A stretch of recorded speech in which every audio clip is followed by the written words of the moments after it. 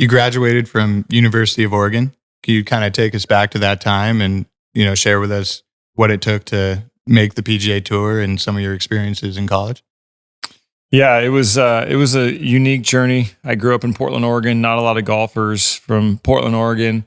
Played with my grandpa occasionally at Portland Golf Club.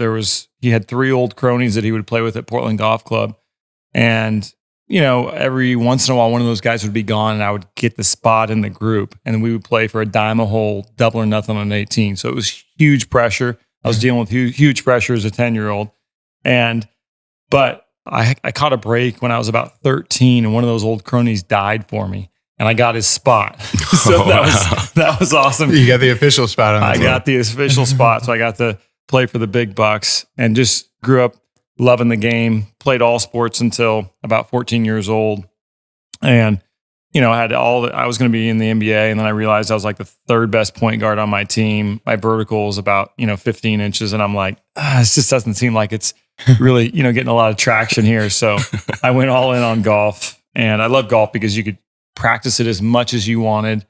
You could, you didn't need a team, and so I would just spend literally all day at the course, and just there's so many different aspects of the game, and so I would just grind on every aspect and just try to get better and better. So was my senior year in college. I knew I wanted to play golf professionally. Wasn't really a standout college golfer, but just prided myself on getting better every year. And every time I saw someone who I thought was working harder than me, I just said, all right, it's time to up my game.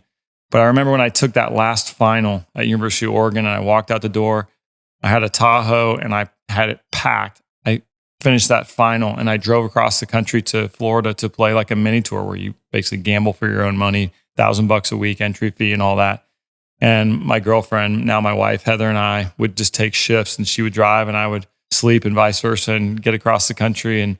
But I got to play golf every day as long as I wanted, practice as long as I wanted. And 2 years after that, I was able to make it to the PGA Tour, which was just a dream. People always said, when did you know you're good enough to play on the PGA Tour? I said, the day I made it.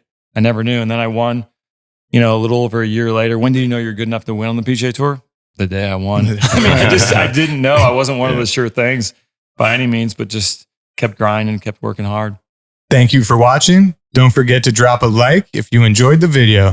And subscribe and hit the bell for a whole lot more to come.